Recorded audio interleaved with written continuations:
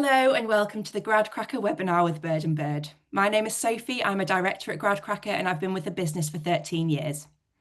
I've been working with Bird and Bird for the last 5 years and I'm really excited for you all to find out more about them today. I'm also joined by my co-director Jessica, who I'm sure many of you will recognise from previous webinars and the many university presentations she delivers. During today's webinar, our aim is to find out more about Bird and Bird, their opportunities and what life is like working there. Starting with our contact Aveen from the Early Careers team, we'll have an introduction to the firm and their opportunities. The rest of the panel will talk to you about their educational background, the type of work they've been involved in so far, their journey to a career in law, and the training involved before starting their training contracts. The route to becoming a lawyer from a STEM background is a very different journey to many other graduate training schemes. So today we're also going to cover exactly how that works and open your minds to the amazing things that you could do in a career in law. Towards the end of the webinar, we'll discuss the recruitment process and give you some hints and tips on how to be successful in securing a role with Bird and Bird, including some of the individual experiences of the panel. We've also had some questions submitted by you, our students, so these have been incorporated too. Okay, so let's get started. Aveen, thank you very much for joining us. Could you tell our audience all about Bird and Bird? Great. Thank you, Sophie. I suppose just by way of quick introduction, my name is Aveen. I am the Early Careers Officer at Bird and Bird. So I am responsible for attracting, recruiting all of our aspiring trainee solicitors and solicitor apprentices. But on Bird and Bird, a little more generally, we are an international law firm. We have 33 offices all over the globe. We are one firm internationally, which is something that our clients really value, as it brings consistency, collaboration, and clarity. Our vision is to be the #1 law firm in the world for organisations being changed by the digital world or those leading that change. So ultimately, we are interested in the world, current issues, and emerging trends. Rather than being a traditional full-service kind of law firm, we are a sector-focused firm, meaning that we concentrate on specific industries. So, example, industries where innovation and technology are kind of at the forefront. So places like tech and comms, media, entertainment and sports, life sciences, aviation, defence, energy are just kind of a flavour of some of those sectors that we do have. This, I suppose, focused approach means that our lawyers not only understand the law, but they also understand our clients' needs and businesses. That's, I suppose, a little bit of a brief overview of Bird and Bird, and hopefully from hearing from Muna, Ella and Charlotte throughout this webinar, you'll have a kind of a greater insight as we come to the end. Absolutely. Thank you very much, Aveen. I think that introduction gives a real flavour as to why STEM students are kind of so sought after within the firm as well, which we are going to talk about in more detail shortly. But you are currently recruiting for your spring and summer vacation schemes on your Gradcracker Company Hub. So can you tell us a little bit more about those opportunities? Yes, so of course. So at Bird and Bird, the only way to obtain a training contract is by attending a vacation scheme. So we have, as you said, our spring and summer schemes, which applications are open now. The 2026 vacation scheme is recruiting for our 2028 cohort of trainee solicitors. So to be eligible to apply, you must be in your final year of a non-law degree, or of course graduated as well. The vacation scheme is, I suppose, essentially kind of a 2-week-long internship where you have the opportunity to come to the office in London and get to work in kind of one of those specific departments or sectors that I mentioned earlier on. You'll have lots of different training sessions, skills sessions, but also, the opportunity to meet a real breadth of people and lawyers from across the firm, which I suppose ultimately gives you a fantastic opportunity to get exposure to Bird and Bird, but also to kind of our people and to make that assessment as to whether the firm is the right one for you. Then obviously, of course, you'll undertake a number of formal assessments throughout the application scheme. And I suppose ultimately the top performing candidates will be offered a training contract at the firm. Fantastic. So it's a way for students and grads to really get to know you as an organisation and whether that's right for them, but also for you to assess which candidates are going to be, given that offer as well. So it's a kind of a 2 week interview process both ways, isn't it? Exactly, a bit of a 2 week interview. Yeah, amazing. So you mentioned there that the vacation schemes that you're advertising for right now are for 2026, with then a view to start the training contract in 2028. So there's a 2 year gap there, Aveen. So tell us what happens from vacation scheme, getting an offer to return on the training contract, and then that 2 year period.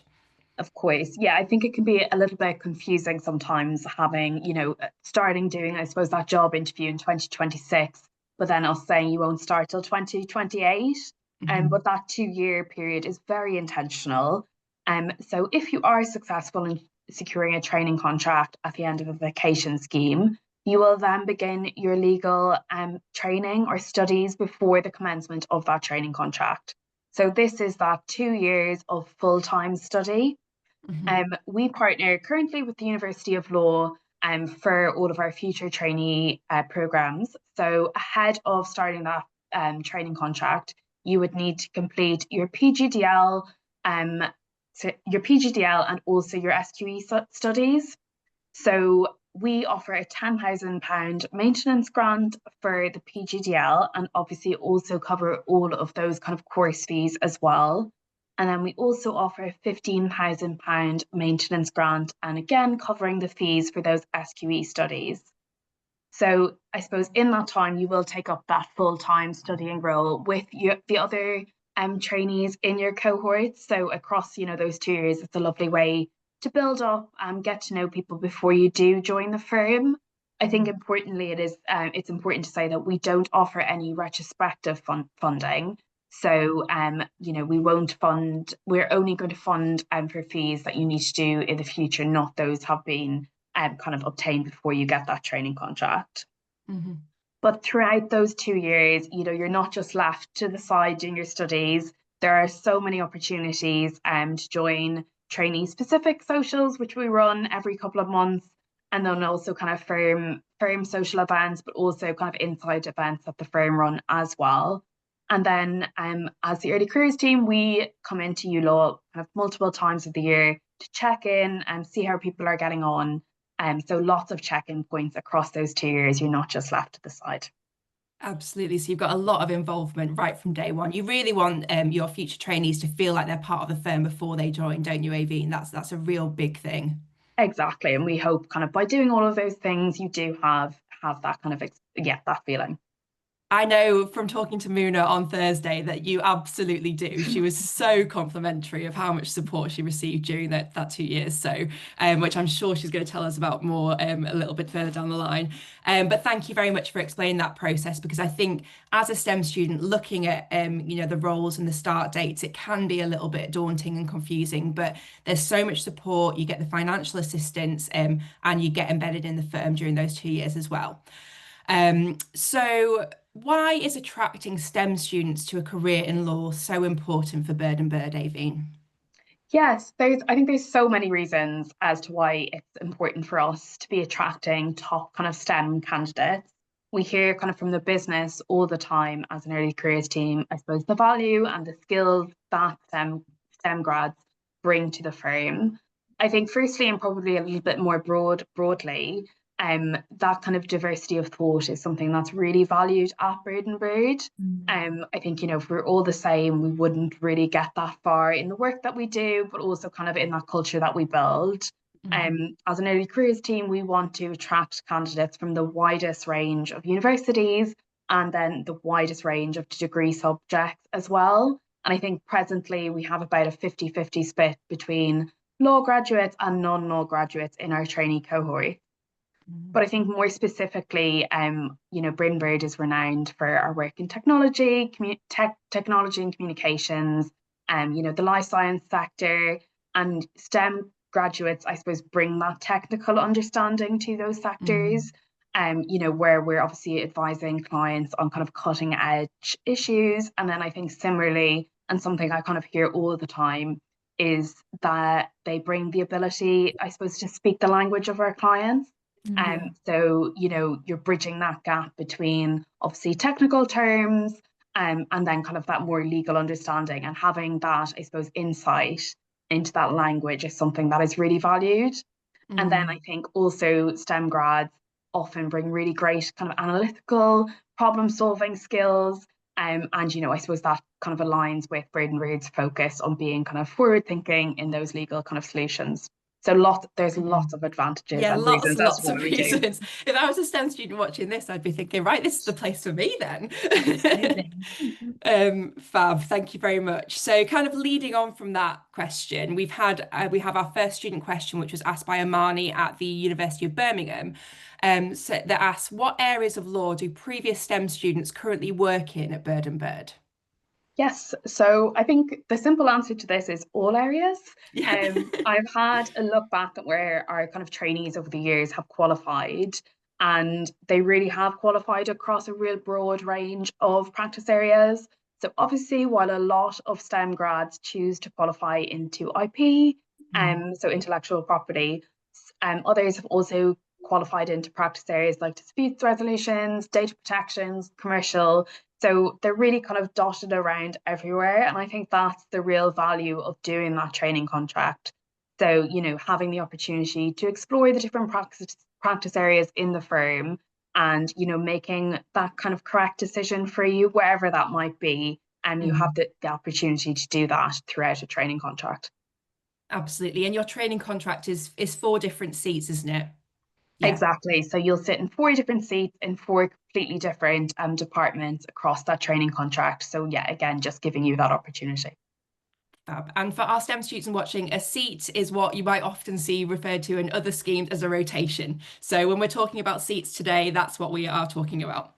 Fab, thank you so much, Aveen. That's been a really, really great introduction, insight into, what the process is and also what STEM students can do at Bird and Bird. But we're now going to go and talk to some of the STEM students that have started a career in law at Bird and Bird. So we're joined by trainee solicitors Muna and Ella and associate Charlotte. So over to you, Jess. Perfect. Thank you, Sophie. Okay, so let's get started. Muna, I'm going to start with you if that's okay. Can you tell me a bit about, well, tell everyone a bit about yourself? So where you went to university, what you studied, and why? Yes, of course. So thanks for that, Jess. Yeah, so hi everyone. My name's Muna. I'm really glad everyone can join us on the call today. I did my first degree at Coventry University a very long time ago now. And in terms of why I chose to study at Coventry Uni, one, because it was close to home and our family situation was such that I needed to sort of be accessible to be available. And also the course itself was the course I did, which was biomedical science, was ranked quite well. And I'd heard that they were sort of expanding their program and linking up with different hospitals. And so there were sort of practical opportunities to get involved with during the degree, which sounded quite appealing. And I'd also had some very personable, nice experiences talking to lecturers there. And I thought, okay, this is somewhere that I feel like I could make home for the next 3 years. Yeah. So yeah, I did biomedical science. That was my first degree there. I've been with the firm now. This is week 6, excitingly for me. And so I'm a trainee solicitor at the moment, doing my first seat, and I'm in the data protection team. Amazing. So week 6, is it Yes. everything you imagined it to be so far? Without sounding cringy or overly enthusiastic, it is even better than I'd imagined, to be honest. Yeah, I Oh, that's think great to hear. so. I did a vacation scheme with the firm 2 years ago, and I honestly was so sad to leave after the 2 weeks because obviously you do Really? have to go and they have to make a decision if you're going to come back or not.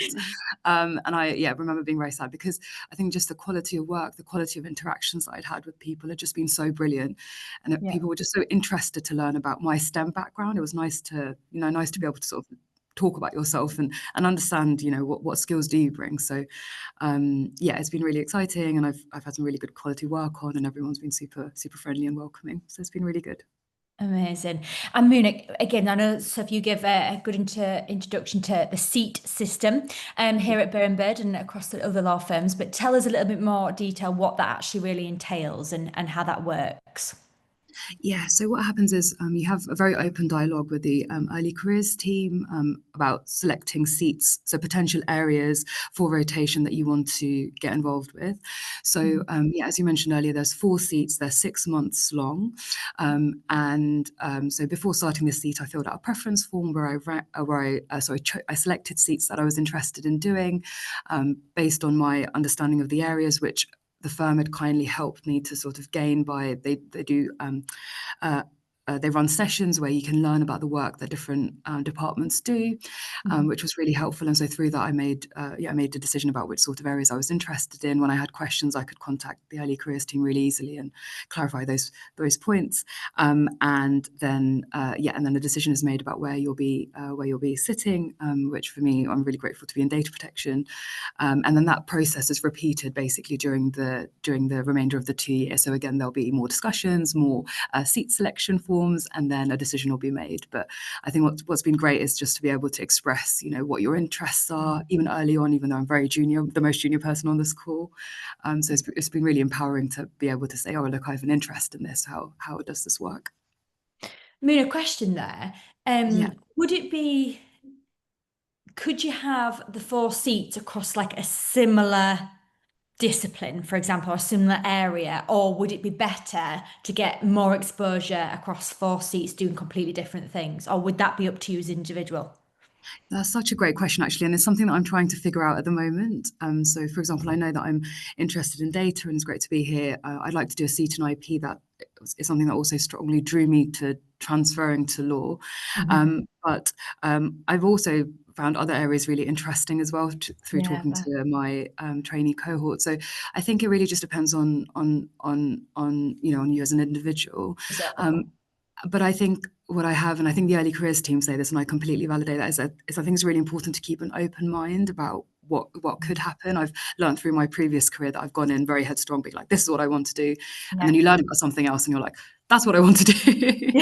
So I'm going to try and keep a really open mind and just be honest with everyone about what I'm thinking, and then and feed off the experience of what my colleagues and what the early careers team are telling me, and hopefully make a really valuable and good quality training contract through that. Yeah, definitely. And it's such a good point. And this is what I'm saying. I feel like on repeat at the moment, and I'm doing my presentation, speaking to students is, at this early stage, you might think you know what you want to do, which is great if you want to focus on that, but definitely keep an open mind, because where you're going to end in 2, 3, 4, 5 years' time, it could be in a completely different situation. So perfect example. So thank you so much, Muna, for that. And we will come back a little bit later on to find out more. But Ella, I'm going to come to you. Can you tell the audience again a bit of an introduction to where you went studied, where you went to university, and what you studied? Hi, hi, I'm Ella. I went to Cambridge University and I studied the only science course that they have, which is natural sciences. And I think the reason that I studied it's quite easy. It's because probably similar to the start of a training contract. I didn't really know what area of science I wanted to study or work in or whatever. I thought maybe chemistry, maybe biology, maybe plant sciences, maybe genetics. So I chose sort of a really broad course to sort of be able to follow what interested me as I was studying it, rather than having to predetermine that. So yeah, again, keeping an open mind even at that stage, and then went through that degree and then converted to law a little bit after that.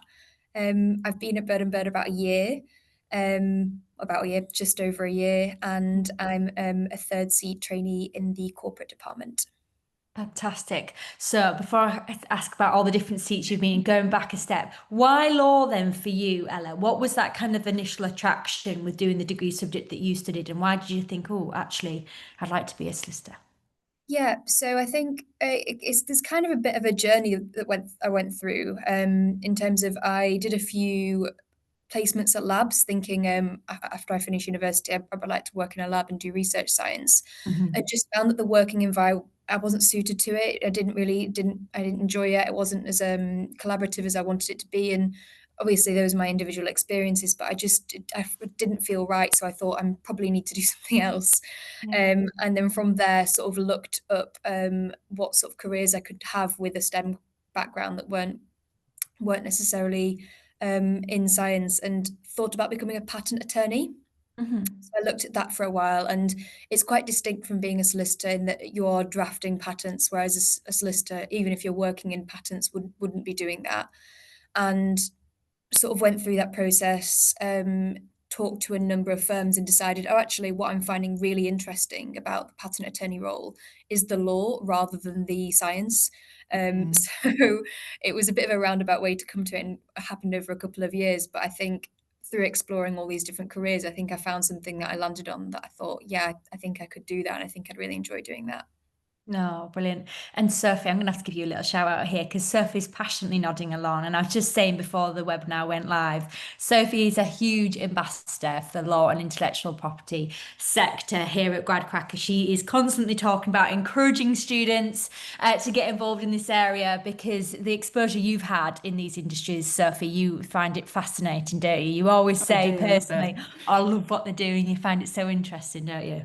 Yeah, I do, and I think it's so important for students to keep an open mind that we've been talking about so much. And Ella, you've just kind of proved that, you've tried lots of different things. You've had the kind of whereabouts to say, do you know what, actually, I'm not enjoying that. There's what other career options are available.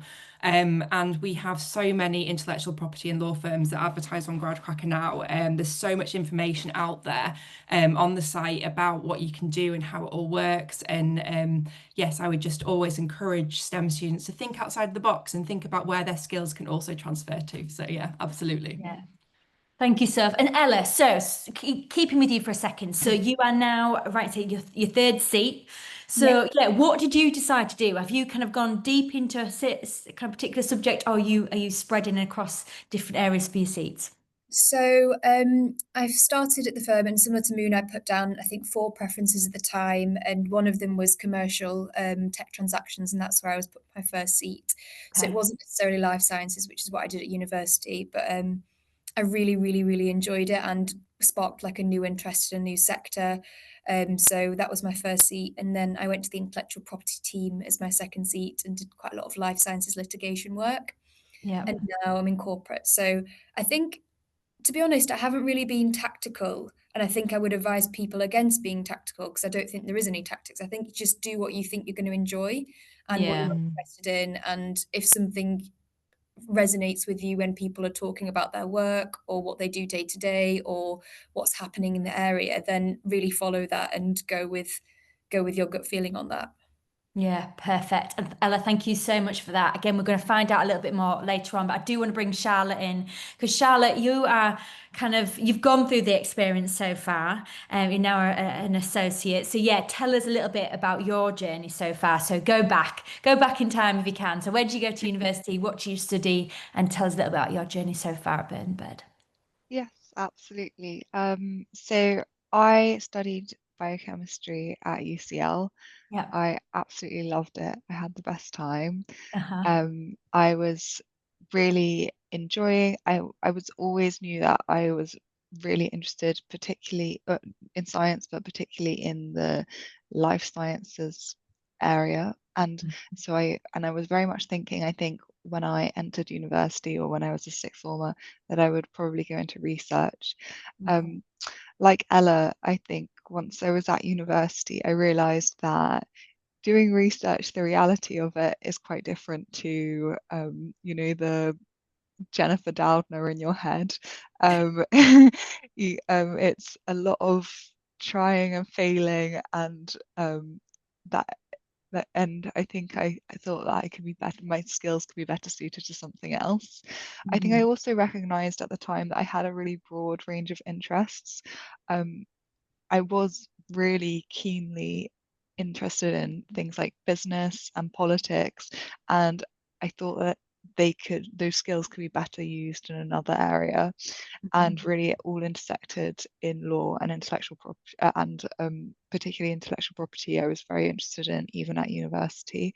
I thought it was a real kind of like meeting point of all of my interests. So yeah, at university is where I became interested in law, and I applied to Bird and Bird back in 2020, which sounds like a long time ago now. And I went through I understand now as an antiquated process of doing the trick. I didn't do a vacation scheme. I just did applied I just received straight a training contract offer. And then I did the GDL and LPC, and I joined the firm in 2023. Perfect. So you have been there since 2023. So tell us now what life is like. So you've completed all your 4 seats now. What Yeah. did you do those 4 seats in? And then what is your official role right now? So my 4 seats my journey started in dispute resolution, and then I moved into intellectual property, Yeah. like Ella, working mostly in litigation. And my third seat was in commercial, doing retail and consumer, which actually bears a lot of similarity to intellectual property because it was a lot of franchising work, which is very similar to intellectual property rights. And my final seat was in corporate, which was incredibly useful. And I would say, in terms of picking your seats, even the seats where I didn't, I think I loved some seats and I liked other seats, and the seats which you perhaps liked less were just as useful because they clarified what it was that you didn't perhaps like take quite so much with the seat, and it kind of shines why you like the seat that you want to qualify into. It makes it so much clearer. Yeah, Um, that's a really good so point. yeah, the no's are as good as the yeses. Yeah.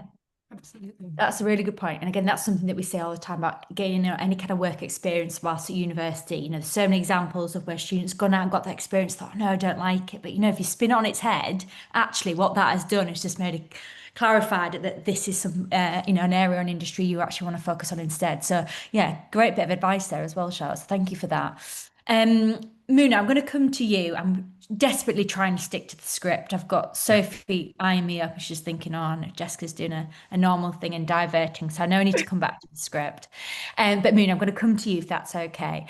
And Ella. So yeah, can you tell us a bit about the kind of process? So the GDL and the SQE, and kind of what your experiences were like there. So you've recently completed them. Yeah, Moon, I want to come to you on that and kind of, yes, tell the audience how you found that process. Yeah, so the way it worked out for me is I self-funded the GDL and then I applied for a vacation scheme at the firm, which I then was obviously very luckily successful in obtaining. And so then I had basically a year gap. Because usually what will happen is that if you get a training contract offer and you haven't started that process, you'll be doing the GDL, the graduate diploma in law, followed by the solicitor qualifying exams, and a course associated with that. But for me, because I'd done the GDL already, I had a year free as such, and so I worked in another law firm as a paralegal, and then I did the solicitor qualifying exams last year. So I just finished my studies about a month or so ago. In terms of how I found them, I think for me it was a bit of a shock going back into study because it'd been a number of years since I'd completed my last master's, and also was in law, so it required sort of a different level of different way of thinking, different way of absorbing information.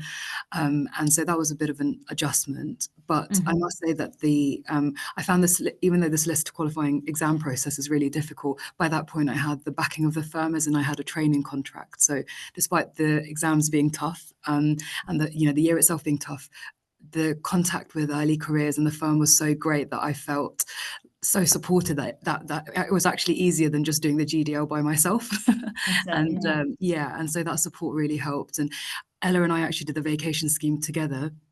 And Ella is a year ahead of me as a trainee, and just having that support from the year above and being able to ask questions and sort of sharing of resources, having people explain the law to you was just so helpful. So I was really grateful for that because I felt by the time I was doing the SQ, I was part of a family, the Bird and Bird family, and I could reach out to multiple members of that family and ask for support and help. Yeah, and Evine, that again is a compliment to you guys and the team. So well done, because yeah, it's nice to have that feeling that you're involved, you're part of it, you're part of the group already, and you can ask those questions. Yes, exactly. Yeah, it's really helpful. So going back a step, Muna, why law for you? Because when you did your introduction earlier, you mentioned, about working in hospitals and things like that, and maybe that was the original interest into doing the degree subject you did. So what changed over the years, if you don't mind me asking, and what then attracted you to a career in law? Yeah, of course. So I am basically, I'm very old. No, but I basically worked in the NHS for about 12 years in a variety of different healthcare professional positions. So I started my career as a biochemist. I was then a clinical researcher in a laboratory, and then after that I became a clinical scientist in cardiac surgery. But I think the consistent theme over those 12 years was that I don't remember there being a single day where I wasn't reminded of my legal obligation in some way. So whether that was considering ethics when talking to a patient or making a decision about what we were going to do with them, or whether that was the quality of documentation we needed to keep, seeking consent, or when we were doing research, like we have so much data, what do we do with that? How do we pass that across safely? Can we transfer that abroad? Can we not? So I think through that, I remember just being interested in learning like what is my actual like legal obligation here. And the more I researched that and read up on the law, I liked that the law provided structure, and that I like being able to think, okay, well, this is the problem that I have, and this is what the law says, and most likely this is how it would be interpreted. So that's sort of the way that it worked out, that I developed that interest. And so I felt that sort of the buck did stop with the law, even if you had the greatest scientific ideas, to get them onto the market or to truly help a patient, you needed to understand what the law said, otherwise, because you can't sort of step outside of that remit. And the parts of my role that I enjoyed the most were advising and problem solving. I liked being asked for advice and coming up with solutions, which was obviously very clinically heavy. It was very clinically based, like what should we do with this patient, what treatment should we give, etc. How should we do that surgery, but or the bypass process. But I liked being in that position to advise, and I thought, well, that's what lawyers do. So that's I'll combine my sort of scientific understanding and try and hopefully that'll be useful, and try and channel that to clients, because I think it does really help to have that scientific background and understand how things sort of work from a practical perspective. Sorry, the lights have just gone off. So yeah, that's what attracted me to a career in law. Fantastic. And Ella, I'm going to come to you next, because I know we kind of touched upon it, but undertaking the graduate diploma in law without any, like I say, previous experience, how have you found that experience for you, and how's it gone? Yeah. so far? Well, similarly to Muna, it was, I think, it feels like a while ago I did it, but I did my GDL before I got a training contract, so I self-funded Yeah. and worked alongside, which was challenging, and like that was quite a hard thing. And but if Bird and Bird giving that maintenance grant would have been really helpful, but I think depending on everyone's personal circumstances, you've kind of got to make what you've got to make it work for you. But in terms of the actual degree itself, first of all, like I think it's important, and I didn't necessarily know it going in, that it is tailored to people knowing absolutely nothing about law. So the graduate diploma in law is tailored to day one. You have no idea what country you're in and what the source of the law is. So I think you get taught the absolute basics, and it's really built up quite quickly, but quite on like solid foundations, at least with the provider that I had.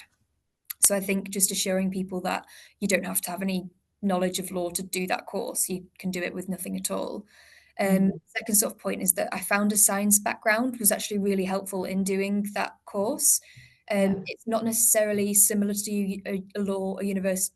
It's not necessarily similar to a law degree at university, because you've got to do it in a year as opposed to 3 years, and it's much less much less like theorizing about like why the law is the way it is, or maybe like what the law should be, which I guess is a law degree. But the graduate diploma in law is very much like these are the foundations of law that you need to know, and it's like formulaic, and having that sort of scientific analysis and sort of background, I found it quite helpful to look at it in that way, sort of saying, working through like a flow chart of, okay, does this apply, does this not apply, and sort of approaching the law from that direction.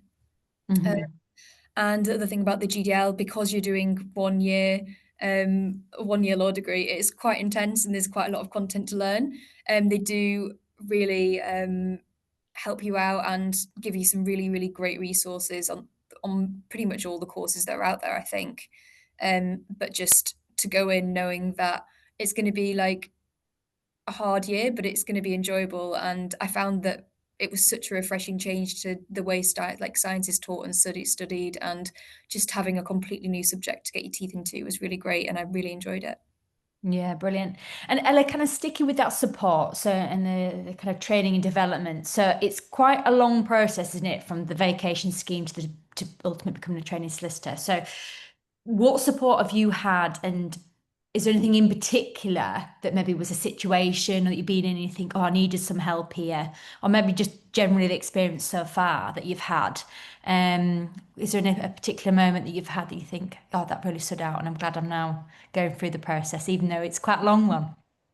Yeah. I think in terms of the year, the time leading up to starting at the firm, it was really great that I did feel like I could talk to the early careers team at the firm. And as Muna sort of said, and I completely reiterate, it was great to feel like you were part of the firm and you're part of the family. And if you have like, which I'd hope anywhere would, but I think Bird and Bird do it especially well. Like if you have issues with going on in your personal life, which there was in mine, I reached out to the early careers team, we chatted about it, and they followed up throughout the year to make sure I was okay. Brilliant. So that was a really, really lovely feature and something that as soon as you asked the question sort of sprung to mind. Mm. But yeah, I think knowing that there's support there and knowing that they will like they'll be active in trying to help you and trying to find things to sort of get you through your SQE exams and your year it was really great. And then Yeah. sort of coming into my first year of my training contract, I feel like the early careers team is sort of like are like they support us and help us make the most out of our training contract. And if I found, which I haven't, so it's hard to sort of hypothesize. But if I was finding a seat to be like I wasn't enjoying it, or I was struggling with something or any aspect of my work, I would definitely feel comfortable to sort of reach out. And I think you could very easily get on a call or go for a coffee in person with one of the team and they can sort of chat you through Mm. it. Yeah, great. And it's good for you to even do that again, just to network within the organization, find out what everyone else is doing, because that could help influence in terms of the next seat and what you might be doing next. So yeah, it's a great skill to have anyway, even just to do that and ask the question. So brilliant. Thank you, Ella, for that. And Moon, I'm going to come back to you. So like you say, you're kind of at an earlier point in your career than everyone else on the call in that sense. So from where you are right now, how long will it take you ultimately to become a qualified solicitor from the point that you're at now? Yes, it's a two year process. So I started in September, and yeah, 24 months from now, so September 2027. Yep. I'll hopefully be going towards qualification, and within that time there'll be the 4 seats, 6 months long each. Absolutely. Perfect. And Muna, Okay. sorry to jump in there, Jess. Right. You obviously do the SQE, the solicitor qualifying exam that you did in that year. Do you Yeah. also have additional exams and qualifications that you undertake during the training contract?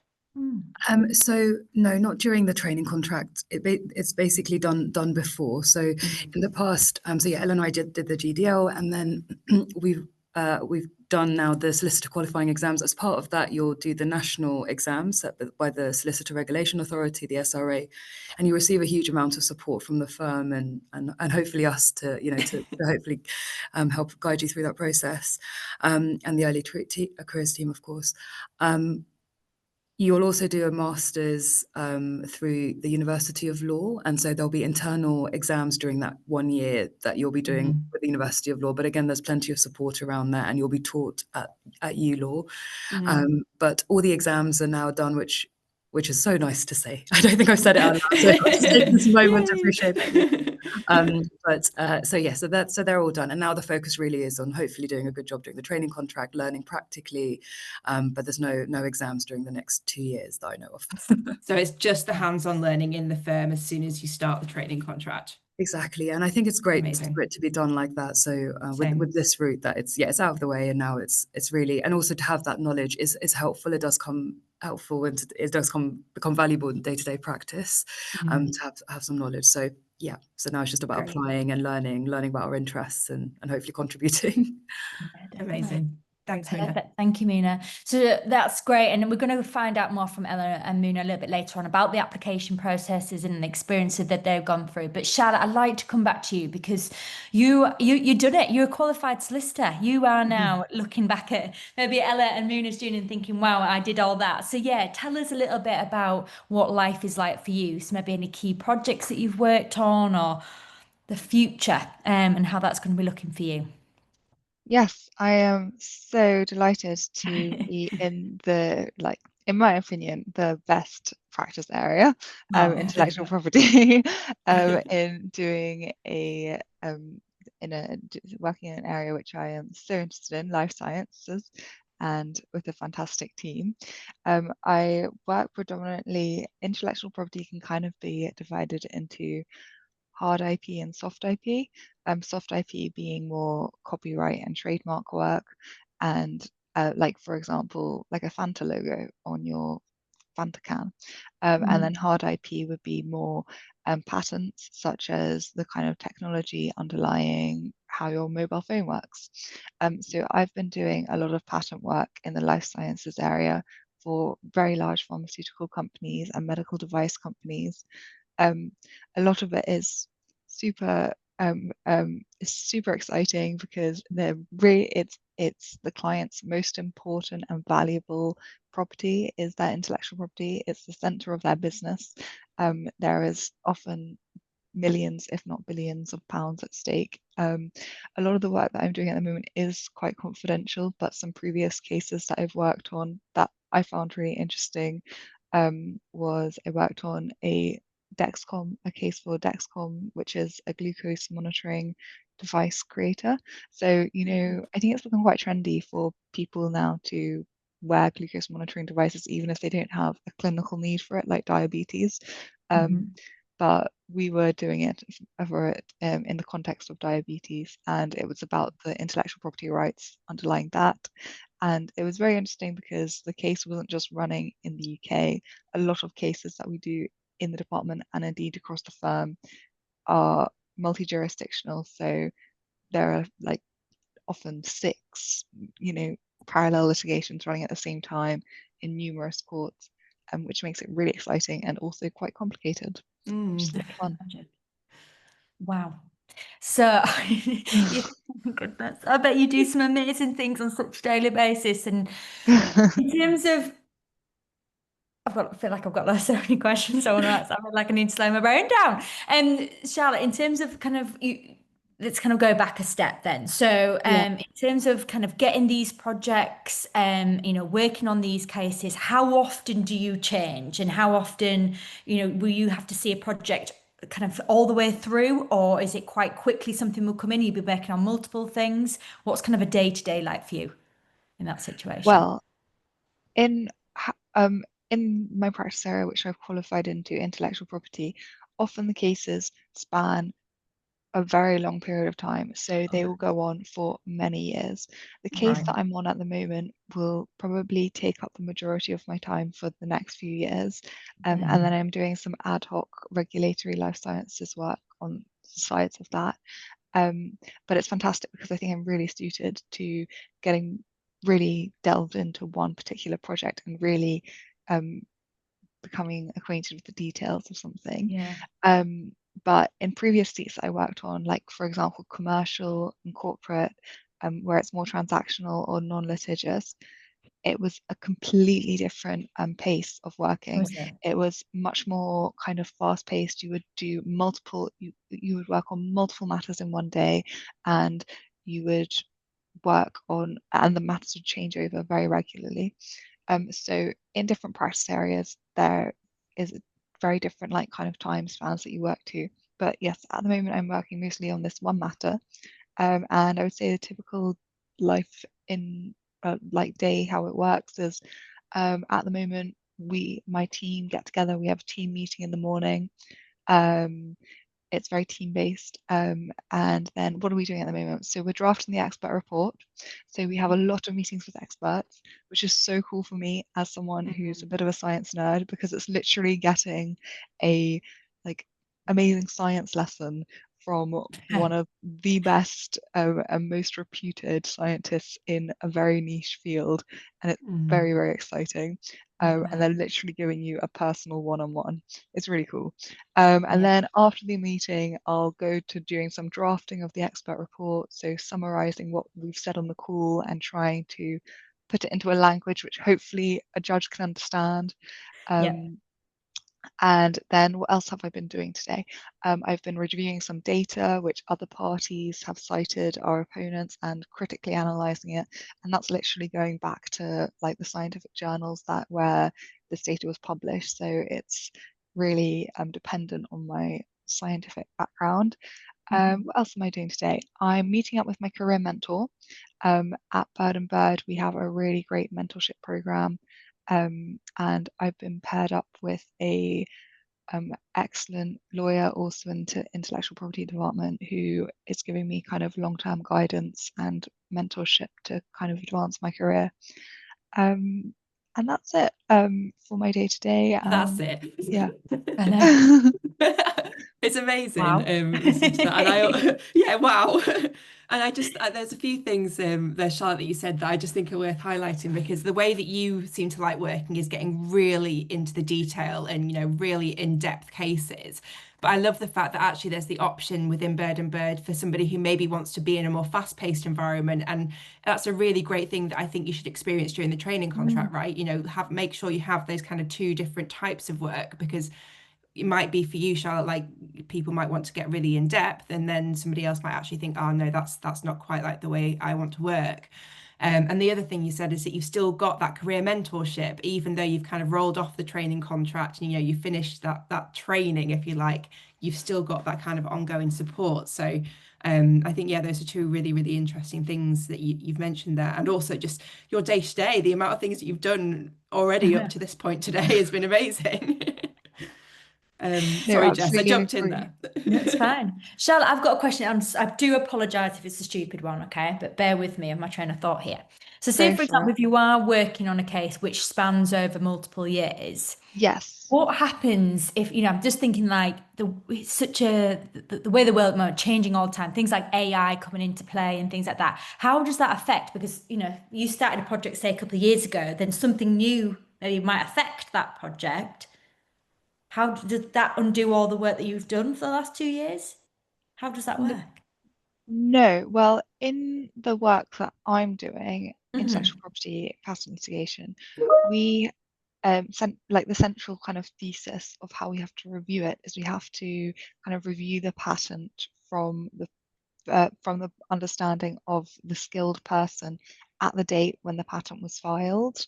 Okay. So in this situation, I'm going back to like a decade ago. So that year is still that year, like Yeah. 2012 Okay. is still 2012. Mhm. But in terms of how we um, approach working, that's, I mean, Bird and Bird is constantly kind of trying to be ahead of, I would say, the game.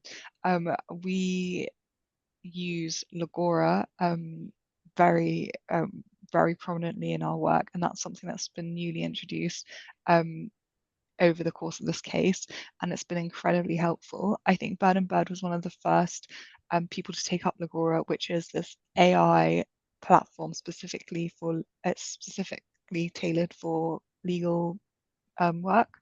And I think we were perhaps like one of the people who helped to found. I think we had an involvement Oh, really? in Wow. like actually maybe we invested in it. I'm not quite sure. Maybe. Yeah, but anyway, we were one of the first people to take it up, and it's absolutely fantastic. Some other law firms have copied us now, but but yeah, it's very useful, and we're constantly incorporating new technologies so that we can like deliver very efficient value for money for clients. Yeah, Clients really like it; they appreciate it.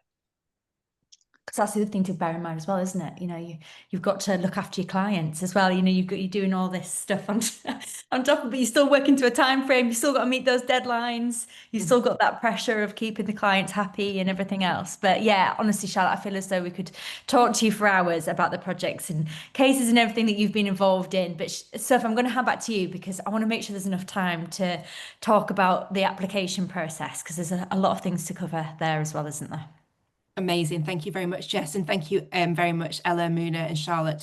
Hearing about your experiences is brilliant, and this is why I love talking to law firms, because there's so many things that you were all involved in and have done so far that I just think are fascinating and great to get the messaging out there. So, Aveen, I am going to come back to you now, though. We're going to talk about the application process. So, as we've mentioned, your summer and spring vacation schemes are live right now on the Hub on Gradcracker. So, students click on the Apply Now button. What happens next? Yes. So, I suppose, first of all, admittedly, it is, and we've alluded to it already, a little bit of a long recruitment process. So once you, I suppose, click that button on the Gradcracker website, you'll be brought to Candid, which is the kind of recruitment system we use for the early stages of our recruitment kind of process. So the first stage is an application form. And on that application form, you are asked, obviously, some personal details for your education background, any work experience that you might have, and then we have some firm-specific questions for you to answer as well. So, it's all about getting all of those details across, and also really being able to demonstrate kind of that research that you've done into the firm, obviously be able to, I suppose, demonstrate why you'd like to work at Bird and Bird. There are lots of, city law firms across the city, and we kind of, I suppose, want to be flattered in many ways and want to know exactly, why you've made that choice and why Bird and Bird is right for you. And, we've kind of alluded to it across the webinar already, but, it's a long process to get to the training contract. And then, 2 years is a long time as well. And we really want people who, are really embedded in that Bird and Bird's culture and want to kind of work in those industries that we do have. I probably should have started by saying at each stage of the recruitment process, you're moved to the next if you're successful. So the next stage is the Watson Glaser test, so kind of that critical thinking examination. I think with this one, it's all about practice, all about understanding exactly in what kind of section you're being asked. We do have a free Watson Glaser test available kind of on our website, which can be really helpful for our candidates to use in advance of doing that test. The next one is the pre-recorded video interview. And I think this is probably one that trips candidates up a small bit, or there's a little bit of nerves around it, which I completely understand. This is where you are asked 3 pre-recorded questions by a member in the early careers team. So at least there's a nice friendly face, hopefully. But you hear the question, and then you have 1 minute, 1 minute thinking time and 2 minutes speaking time. So with this one, I think there are a few ways, I suppose, to master it. Firstly, is to really understand what Bird and Bird are looking for in an applicant, and I think we'll come to that a little bit later. But also having your research done in the firm and just being super, super confident with that. And then I think how you kind of nail a video interview is by practicing. And, that means getting the phone up, recording yourself in a timed environment, and unfortunately listening to it back. Having the luxury of listening it back, you can understand, are you speaking super fast that actually it's really hard to understand you? Are you speaking really slowly that actually maybe you could have gotten another point in your conversation? I know for me, it's anytime I do an interview, if my hair is down, I'm playing with my hair. Is that a little bit distracting? But yeah, by listening it back, you're able, I suppose, to give yourself the confidence in what you're saying to those questions, and also iron out any of those smaller kind of, I suppose, non-verbal cues that you might want to improve on. The next stage of the recruitment process is a virtual assessment centre. So on that assessment centre, you will have an interview with a partner and an associate, and then you will also do kind of a written assessment as well. You'll also get the opportunity to talk to some trainees throughout it as well, to maybe kind of ask some of those last minute kind of questions across that. The final stage of the recruitment process then is obviously the vacation scheme, which is in person in the London office, either in the springtime or summertime. And the formal assessments on that vacation scheme are, of course, kind of that department feedback on the work that you're doing throughout it. You'll also do a group exercise, with other members on the application scheme, and you'll have an end of scheme interview. Mm-hmm. So that's, I suppose, a very kind of quick overview of what that recruitment process looks like. And truthfully, I could probably talk an hour on each stage of that. I bet. But I know that on our hub on the Gradcracker website, there's some we kind of break down into each stage into further details with some really good kind of tips and tricks. I definitely recommend that candidates do have a look at this. And I think what you might kind of ask me next, and something that I do want to touch on a little bit as well, is AI. And I think AI has taken the recruitment process by storm this year and last year, and has really, I suppose, been an advantage to candidates in many circumstances throughout to help kind of in researching. But from a recruiter's point of view, I think it's good, and something that we're really keen at Braid and Bird is to obviously encourage kind of that use of innovation, but also to kind of harness it. We really want to embrace that innovation, but we also want to, I suppose, maintain the integrity of that recruitment process. And I suppose if you do choose to apply to Bird and Bird, you will see some kind of further directions or insight into how to use AI. But I think we're just super keen to continue to see that original thought and personal kind of engagement in our application process. So right from that application form through to your pre-recorded video interview, onto the video, onto your interview on an assessment centre, and to the application scheme. We want it to reflect your personal thinkings, your personal, I suppose, insights and reasonings for Bird and Bird. And I think from hearing from Charlotte, Ella, and Muna, they all kind of had very personal reasons for doing so. So super keen to hear about that. I think where AI can be super helpful in the recruitment process is to help, I suppose, harness kind of research sometimes, help maybe point you in the right direction, or maybe further understand something that maybe wasn't as clear to you. You can also use it, I suppose, to help refine your answers a small bit if you've gone over that word count, to help you pare it back a small bit. So things like that, and spelling and grammar for reviews, encouraging candidates to use it there rather than relying on it to kind of, I suppose, create that personal engagement side of things. Amazing. Thank you, Aveen. It's really important for you to be able to get a real personal view of somebody, isn't it? So AI cannot replicate that as you are, going through that process. So thank you very much. I'm going to do something a little bit different now. So I'm going to, Ella, Muna and Charlotte, I'm going to just do a quick fire round really about what advice you would give to potential applicants when they're looking to apply to Bird and Bird.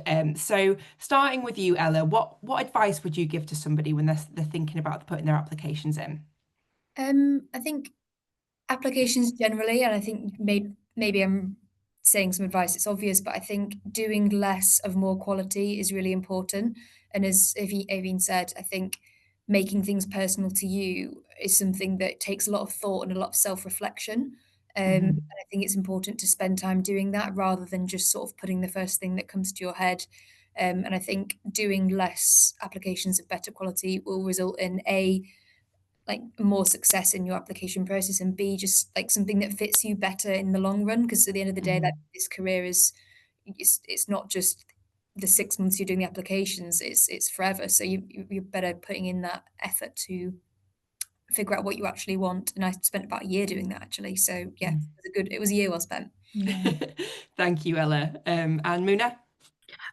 So I think, I'd echo what Ella and Avina said. I think it's really important that you do like an honest audit of your own skills and really what's drawing you to the law. And so for me, that was doing a lot of reflective journaling and thinking about, these are the skills that I have and this is the career that I want. Why do I want it? And I was very targeted with my training contract applications.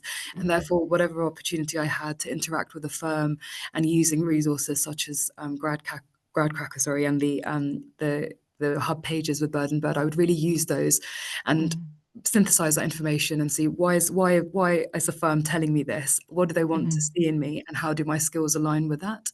I think if you do that, as Ella mentioned, that reflective piece, your application will be stronger and your interest will also come genuinely across. So I would really spend time visiting those resources and thinking genuinely about your motivations and what attracts you, which is a very personal thing, as Xavier mentioned, to the firm and to the type of work that is done here. Perfect. Thank you very much, Muna. And finally, Charlotte, what advice would you give? I think Ella and Muna have given excellent advice. I would totally agree. Do a very targeted application. I would say to really invest time making your application as specific as possible. Really make it tailored to the firm. I spent so long researching researching the cases that the firm did. I mean, I feel odd now because I'm working with people who I had like stalked like 6 years ago, and I have read about their cases. So, you know, you want to be able to come and know exactly what work they do and why it interests you, and also consider how does the firm brand itself, like what is the message they're trying to put out. Each law firm probably, I mean, it's a business, they're probably spending quite a lot of money trying to reflect a certain image. That's an image they want to go to clients. You want to be able to show that you can be part of that branding and part of that sales pitch to their clients. So you want to be able to show that you can be part of that. And part of that is authentic. It's not like making yourself fit to that, but do you actually, does it actually work for you? So that would probably be my top two things that I can think of off the top of my head. Amazing. Love it. Thank you very much, Charlotte. And finally, Aveen, last question, which is from Leo at the University of Southampton. What do you look for in a trainee when you are reviewing applications? And how can you stand out? So I think it's everything those kind of great top candidates encompass a lot of what Muna, Ella, and Charlotte have said, and doing that stuff well. And without kind of going over that again, I think it's also super important to understand what a firm are recruiting against. So we have a set of key competencies that we're assessing all of our aspiring training solicitors and solicitor apprentices against. So there's things like communication and engagement, proactivity and initiative, enthusiasm and willingness to learn. So, like everybody said, kind of taking the time to understand where you might have demonstrated those skills, but also perhaps identifying gaps in where you might not have that skill set.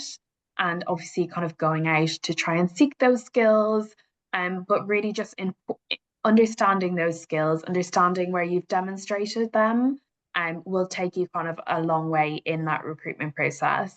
And I think what I also wanted to mention is that, you know, there's absolutely in those competencies, if you do go to look at them, you'll see that there's no mention of any legal knowledge or legal work experience. So something that is never something that you're going to be assessed across. So you will never be at a disadvantage for perhaps not having that legal degree or not having, you know, self-funded the GDL or the SQE. So never look at that as a disadvantage. Looking at the core skills, I know that, you know, everybody will have examples of those in either their work experience, their educational experience, or kind of different personal experiences that they have had. And then just really echoing what Charlotte, Muna and Ella said is get your research, understand the firm, understand kind of how you can flaunt that research right throughout, is super important. Amazing. That's brilliant. Thank you so much, Aveen. And thank you to everybody for giving us such a great insight into Bird and Bird today. It's been brilliant hearing from all of you. And I think it's very clear from everything that you've said that you do not need to have that prior law knowledge to be really successful in a career in law at Bird and Bird. I mean, all three of you have come from different scientific backgrounds and are obviously all thriving at the firm, and have had the support to do so right from the first day that you accepted that training contract offer. So it's been really, really interesting to hear. So the recording of the webinar will be available for everybody to watch in full tomorrow on the Bird and Bird Gradcracker Company Hub. We'll also then break this up into some bite-sized highlights covering some of the key topics that we've discussed today, of which there have been many.